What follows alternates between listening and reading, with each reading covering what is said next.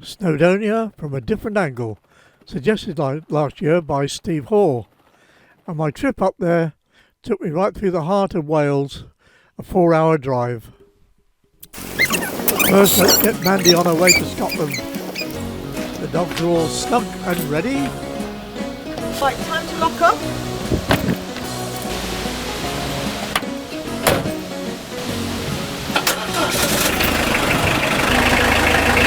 Bye.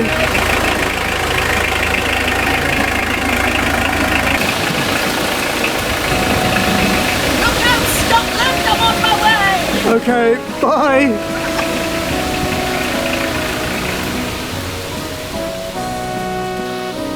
Well, that's it.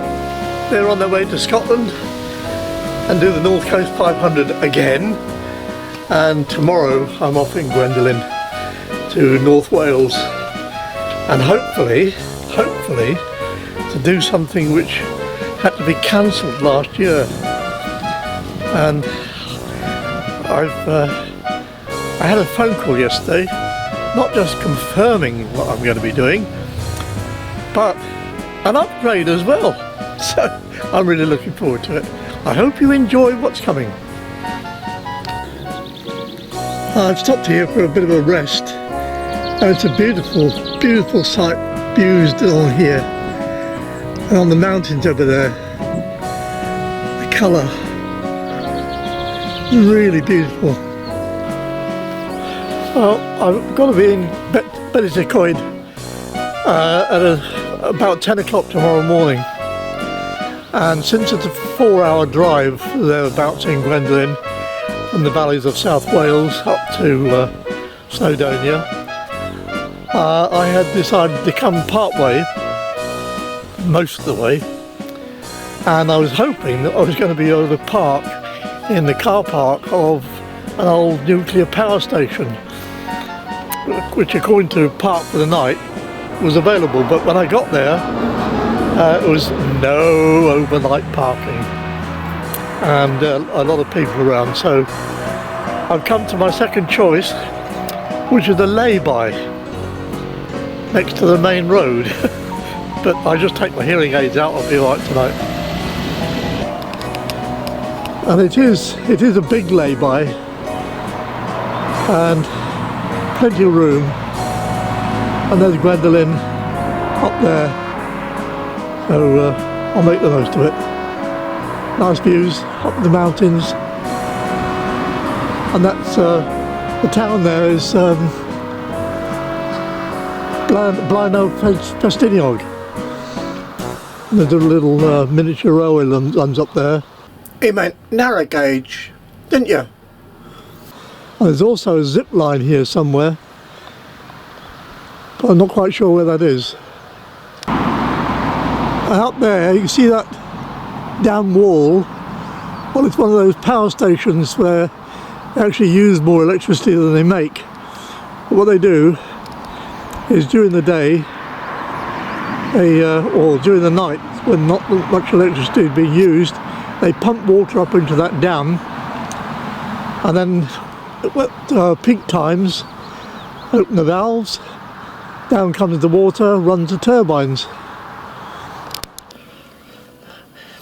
In a previous video I showed this EcoFlow power pack that I bought, and it's doing a great job at the moment.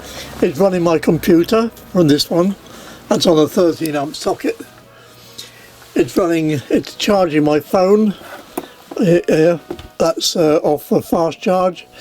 It's charging my electronic cigarette, and it's charging the camera that I'm using at the moment, just to make sure that everything is absolutely charged up for tomorrow. So that's great. And there's my laptop sitting on my work table, but I am about to cook dinner. Now, of course, if you're vegetarian, this won't appeal to you at all. But I'm going to have a nice piece of sirloin steak with some Jersey Royal potatoes and some sweet corn, washed down with a vodka mac. Cheers. Here we are. Jersey oil boiling away. Steak cooking nicely. Sweet corn ready to go in. Tin foil to rest the steak. Right, but before anybody points out the error of my ways, of course it is not tin foil. I couldn't have been too expensive. It's aluminium foil, but whatever. The steak is now fast asleep in there, resting. And there we are. Dinner is served. Well, I really enjoyed that, Monty. What do you reckon? Okay, yeah, it did look good, didn't it? And I was supposed to finish with cheese and port. And then what do you think happened? I forgot to bring the port. So, that's it.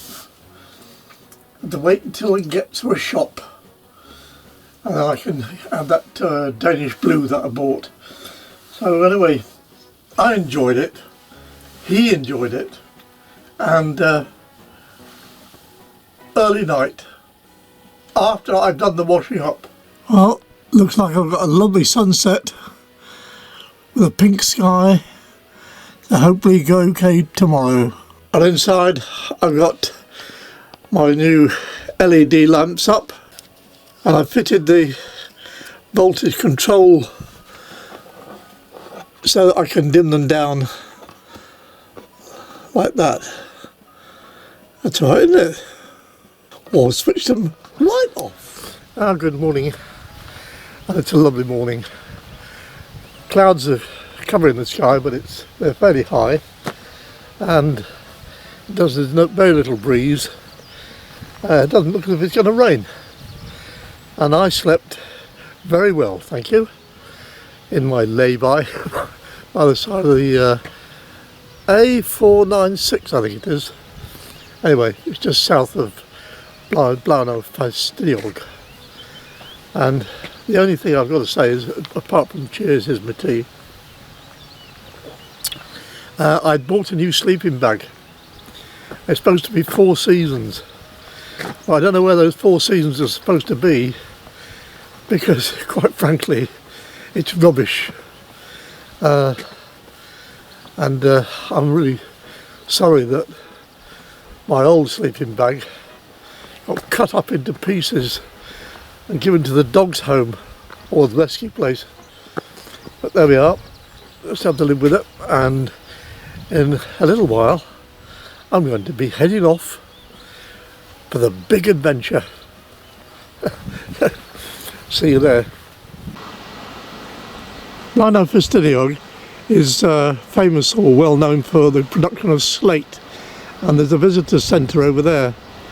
It's also the end of the zip line, and they call it Zip World, and it's actually up on the hill there, and that's where it ends.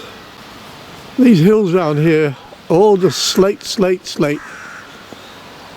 It's a massive operation, or at least it was in its heyday, and some of it was dug in the open cast, and some of it was dug from quarries, underground mines, and you can go down there on a little trolley thing. I've been down, it's quite interesting.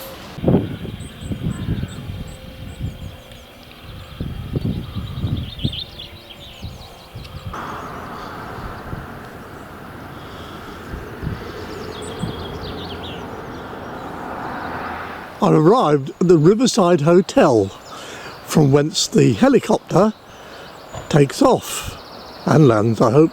And there's Gwendolyn parked in their overflow car park. I've done as instructed and phoned a particular number, and they said the flights are going ahead, so that's all really good news. And I think I'm walking to where the helicopter lands. I'm not quite sure.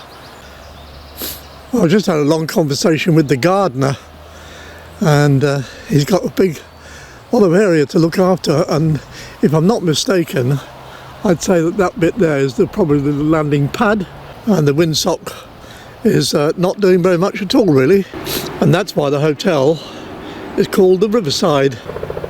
Here comes the helicopter.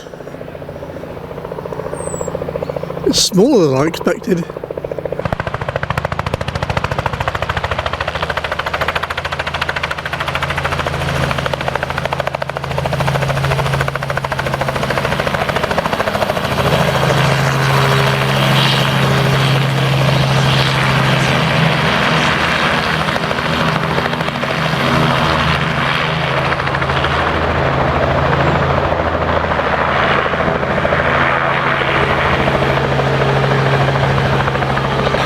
Looks like you're going to land over there.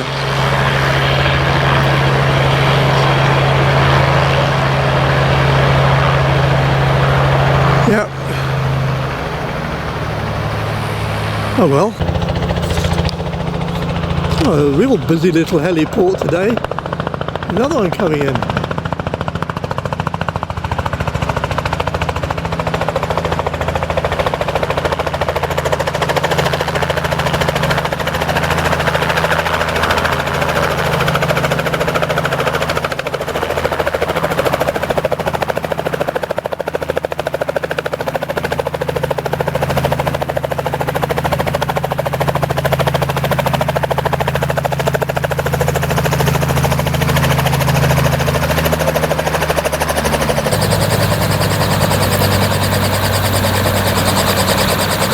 Well, I've got to go and check in now. I've got my voucher, and you're going to be good. Well, there's the check-in desk. No queues like some airports.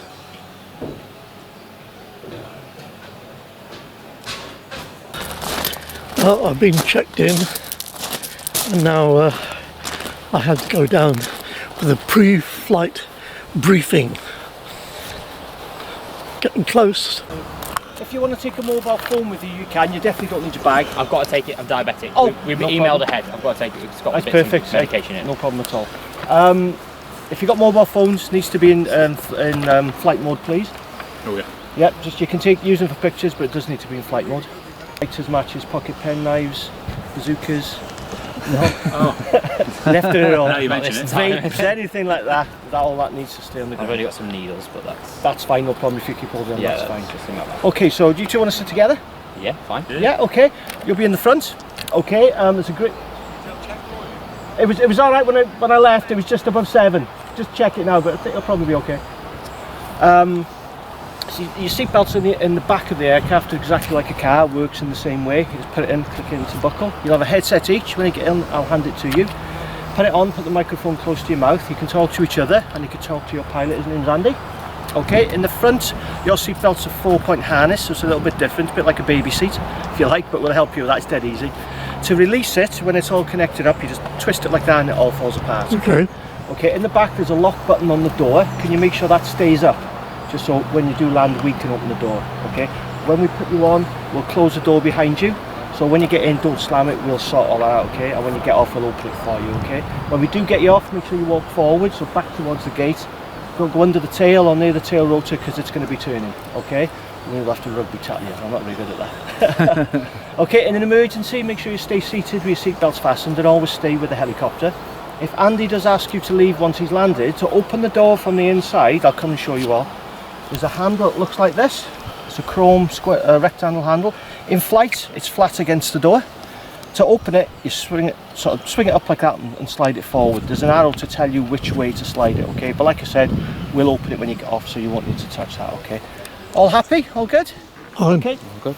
So what we'll do, I'll be taking you and you. We'll be getting on to the right of the aircraft. Yeah. Mike will be taking you. You'll be getting on behind the pilot, okay? So we'll just let him start it up. It will be running when we go there. You don't need to duck down because it's really high. Unless you're 8 foot tall, you've got no problems, okay? Fine. Yeah. Just with the recorder, if you sit in the front, you can't record from the front seat.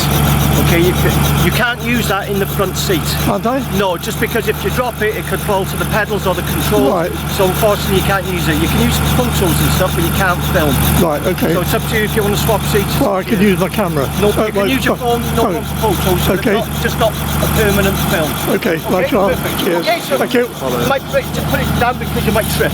Right.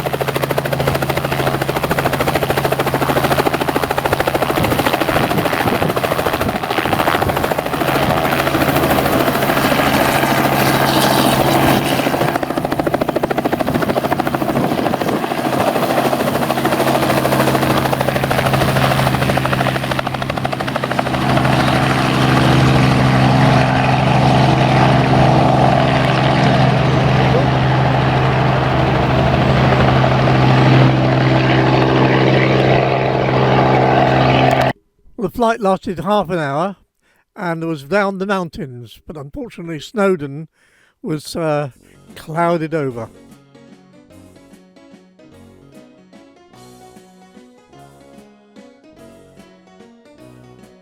We're just flying over the lay-by that I stopped in last night.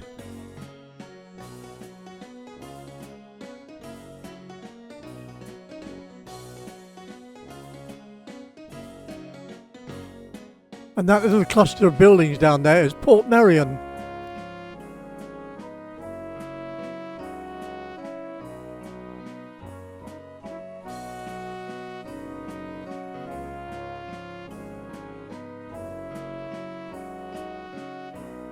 And there's Mount Snowdon, Captain Cloud.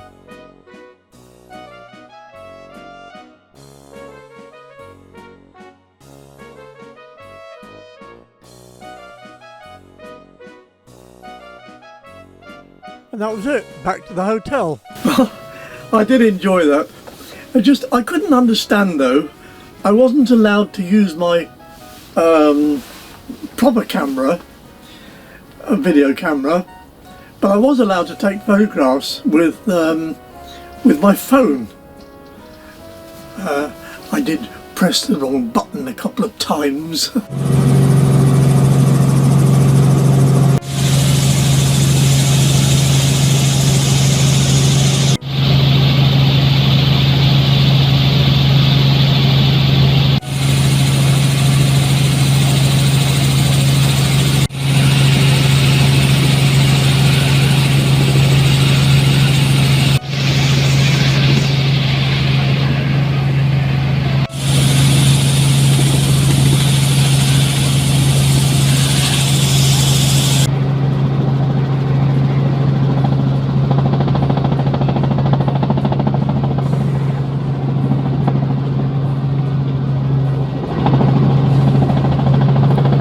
Sorry about that, but I don't think age and technology go together very well.